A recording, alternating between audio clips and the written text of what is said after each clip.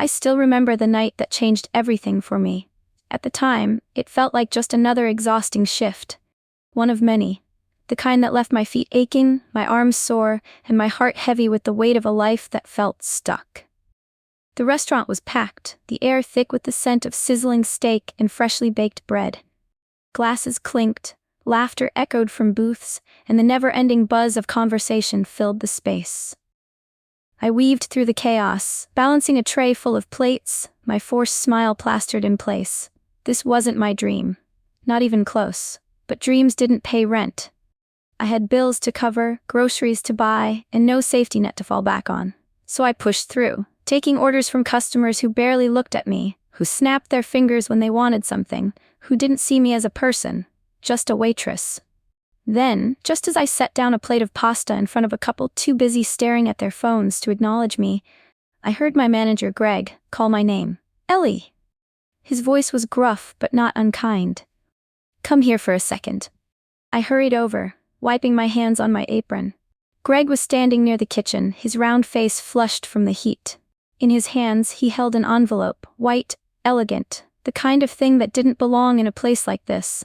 He held it out to me, a small smirk playing on his lips. You've been requested to work a private event tomorrow, he said. Fancy place, big tip potential. I frowned, taking the envelope hesitantly. My fingers traced over the embossed gold lettering at the top. Harrington Estate. My stomach twisted. Everyone in town knew about the Harringtons. They weren't just rich, they were old money rich. The kind of people who drank champagne that cost more than my entire paycheck, who hosted parties straight out of those glamorous movies, where no one had a care in the world. I'd heard stories about their events, exclusive, extravagant, full of people who would take one look at someone like me and know I didn't belong. I hesitated, gripping the envelope a little tighter. Are you sure they asked for me? Greg shrugged. They asked for extra staff and I put your name in. You're one of my best. Just don't spill anything on anyone important. He chuckled at his own joke, but I didn't laugh. A part of me wanted to say no. I could already picture it, me in my plain uniform, surrounded by women in glittering gowns and men in crisp suits, feeling painfully out of place. But I needed the money. I let out a slow breath, pushing down my nerves. I'll do it. Greg clapped me on the back. Good, be there by 6, and try not to look so terrified, will ya? I forced a smile, but as I tucked the invitation into my apron, a heavy feeling settled in my chest. Something about this night, this invitation, felt different. Like it was about to change everything. I just didn't know how. The next evening, I stood outside the Harrington estate, gripping my serving tray like a lifeline. The mansion was even grander than I had imagined, towering pillars, massive arched windows, and a long driveway lined with gleaming luxury cars. Everything about it screamed wealth, power, and exclusivity. From where I stood, I could already see crystal chandeliers glittering inside, casting golden light across the lavish ballroom. Laughter and the soft hum of classical music drifted out onto the grand entrance, mixing with the crisp evening air. I swallowed hard and glanced down at myself. Black slacks, a crisp white button-down, and a plain apron tied neatly around my waist. Professional, yes, but standing in front of this extravagant world, I felt small. Insignificant. Taking a deep breath, I squared my shoulders and stepped inside. The moment I crossed the threshold, the scent of roses and expensive perfume hit me. Everything inside was pristine. The polished marble floors, the grand staircase that curved toward the second level, and the extravagant floral arrangements taller than me. Guests floated through the space as if they belonged in a movie, men in tailored suits, women in dazzling gowns that shimmered under the chandeliers. They spoke in soft, elegant voices, their conversations effortless and filled with things I couldn't begin to understand. Business deals, investments, vacations in places I'd only seen in magazines. I kept my head down and did what I was supposed to do, blend into the background.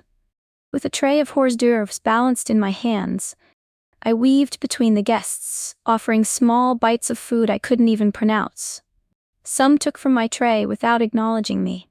Others didn't even glance my way, as if I were part of the furniture. It didn't bother me. I was used to being invisible. But then, there were the whispers. She looks lost, a woman murmured behind me. She probably is, another voice giggled. I clenched my jaw and forced myself to keep walking. I had no business caring about what these people thought of me. I was here to do a job. That's it. Then, as I reached to refill a guest's glass, it happened. My foot caught on the edge of the thick carpet. Before I could steady myself, the tray wobbled and slipped from my grasp. For a split second, time slowed. Then, crash. Glasses tipped over, red wine spilling across the pristine white tablecloth like blood seeping into silk. Worse, a few drops splattered onto a woman's dress, a delicate pale pink silk gown that probably cost more than my entire year's salary. She gasped, a sharp intake of breath that sliced through the room's soft chatter. And then, silence. Every head turned. Every pair of eyes landed on me. I felt my entire body freeze. Silence. Thick, suffocating silence. I stood there, my hands trembling, staring at the mess I had just made. The tray lay at my feet, its contents spilled, the deep red stain spreading across the expensive tablecloth. But it wasn't the tablecloth I was worried about. It was her. The woman whose dress I had just ruined. She stared down at the droplets of wine on her silk gown as if I had personally destroyed her entire existence. Then, slowly, her horrified gaze lifted to me. "Oh my God," she breathed, her voice laced with disbelief and rage. "Do you have any idea how much this dress costs?" My throat went dry. My heart pounded against my ribs. I'm so sorry," I stammered, already reaching for the napkins in my apron. But before I could even attempt to clean up the mess, she recoiled as if I had insulted her. "Don't touch me," she snapped, her voice sharp enough to draw more eyes to the scene. "Ugh, this is ruined." Heat crept up my neck. I could feel every stare, every judging glance burning into me. The low murmurs of the crowd surrounded me, a mix of pity, amusement, and disapproval. I wanted to disappear. And then, just when I thought things couldn't get worse, a voice cut through the tension. Deep, controlled. "We hire people to be competent." I turned toward the voice. Daniel Harrington. Tall, composed, dressed in a dark blue suit that probably cost more than I made in a year. His expression was unreadable, but his tone was sharp, disapproving. Like I was nothing more than an inconvenience, a careless mistake. Laughter rippled through the guests. Soft, but unmistakable. My stomach twisted. I bent down quickly, trying to gather the fallen glasses and napkins, but my hands wouldn't stop shaking. My vision blurred as tears burned the edges of my eyes. "Not here. Don't cry here." I had dealt with rude customers before. I had been snapped at, ignored, treated like I didn't matter. But this was different. It wasn't just embarrassment.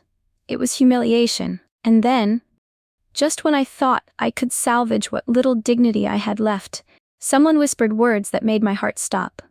"She shouldn't even be here." Something inside me cracked. I straightened up. My hands were still trembling, but I ignored them. I ignored the murmurs, the judgment, the humiliation clawing at my throat. For the first time that night, I looked directly at them. The wealthy, the powerful, the people who had laughed at me. My voice was quiet, but steady. "I don't belong here, do I?" I said, scanning the faces watching me. My lips curled slightly, but it wasn't a smile. It was something else, something stronger. At least, not in this uniform. A few confused looks flickered across the crowd. Someone chuckled, maybe expecting me to crumble. But I didn't, because they didn't know who I really was. I took a deep breath, forcing my hands to stop shaking. The humiliation was still there, lingering like a shadow, but something else had started to rise inside me. A quiet defiance, a need to prove them wrong, not with words but with something far greater. My gaze flicked toward the grand piano in the corner of the room.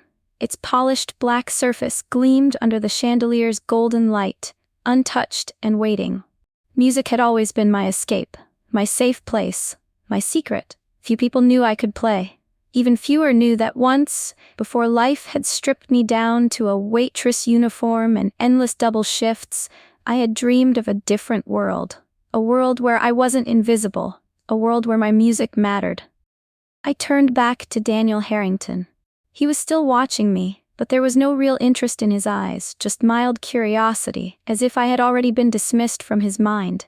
I wasn't going to let him dismiss me. "You think I don't belong here?" I said, my voice steady now, the fear melting away. "Maybe not as a waitress, but let me show you something." The room fell into a hush. The guests who had been laughing at my expense just moments ago now looked on with curiosity. Some with amusement. They thought they had already figured me out. A clumsy server. A nobody. I turned away from them and walked toward the piano. The moment I sat down, my fingers hovered over the keys, and a familiar sensation washed over me. Muscle memory. A rhythm buried deep inside me, waiting to be released. Then, without another word, I began to play. The first notes rang out, soft yet powerful, filling the space like a whisper in the dark.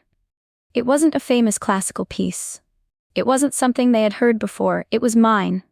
A melody I had written long ago, in the quiet hours of the night when dreams still felt possible. It was raw, filled with the ache of all the things I had never said, the loneliness, the exhaustion, the years of feeling unseen. The laughter stopped, the whispers faded, the music carried my story in a way words never could. I played as if no one was watching, as if I were alone in my tiny apartment, pouring my soul into the only thing that had ever truly belonged to me. And when I finally looked up, I saw their faces, stunned, silent, captivated. The woman in the silk dress, the one who had recoiled from me as if I were dirt, was frozen, her expression unreadable. Even Daniel Harrington, the man who had dismissed me so easily, stood motionless, his jaw tight, his gaze locked onto me.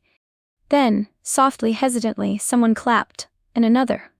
Before I knew it, the entire room was applauding. Some even stood, their faces full of something I never expected. Admiration. The applause washed over me, but I barely heard it. My hands still rested on the piano keys, my breath uneven, my heart pounding. I had just played my soul out in front of people who had only moments ago seen me as nothing. Now they saw me. I pushed back from the piano slowly, my legs unsteady as I stood. The weight of their gazes pressed against me, but it no longer felt suffocating. It felt different. The woman in the silk dress, the one who had humiliated me without a second thought, now stood in stunned silence. She didn't speak, didn't sneer, didn't laugh. And then there was Daniel Harrington, the rich, powerful, untouchable man who had looked at me like I was disposable. The one who had shaken his head in disappointment when I spilled that wine. The one who had dismissed me. Now he stepped forward, his expression unreadable. His voice, when he finally spoke, was softer than before. "Where did you learn to play like that?" I swallowed hard, my pulse still racing. "My mother taught me," I said quietly, "before she passed away." A flicker of something crossed his face. Not pity. Something deeper. Maybe guilt, maybe regret. The room remained silent, waiting for his response. Finally, after what felt like forever, he nodded. "That was incredible." He turned slightly, addressing the other guests. "Would you all excuse us for a moment?" I felt a pang of unease as the crowd slowly returned to their conversations, though I could still feel their stolen glances, still hear the hum of whispers buzzing about my performance. Daniel gestured toward a quieter corner of the room. I hesitated, then followed. Once we were away from prying ears, he exhaled, running a hand through his perfectly styled hair. "I owe you an apology," he admitted. "I was unfair." I didn't respond. I wanted to hear what he had to say. He studied me for a moment before continuing. "You don't just work at these kinds of events, you belong in them." I blinked. "What are you saying?" He smiled then. Not the smug, knowing smile I had seen earlier. This one was different, smaller, genuine. "We're always looking for talent. If you're interested, I could introduce you to some people, help you get your music heard." My breath caught. This couldn't be real. For years, I had waited tables, scrubbing dishes, forcing smiles, feeling invisible. Believing that my dreams were too far out of reach. And now, standing in the very room where I had been humiliated, I was being offered a chance. I looked at him, then back at the piano. This was it, a new beginning. Lifting my chin, I met his gaze and said the words that felt like stepping into a future I never thought possible. "I'm interested." Hey everyone, if you enjoyed this story and felt the emotions behind it, don't forget to like this video to show your support. I'd love to hear your thoughts. Drop a comment below and let me know what you think. Did the ending surprise you? What would you have done in her place? Also, make sure to subscribe and turn on the notification bell so you never miss more amazing stories like this. And if you know someone who would love this, don't forget to share it with them. Let's spread the inspiration together. Thank you for watching. You're amazing.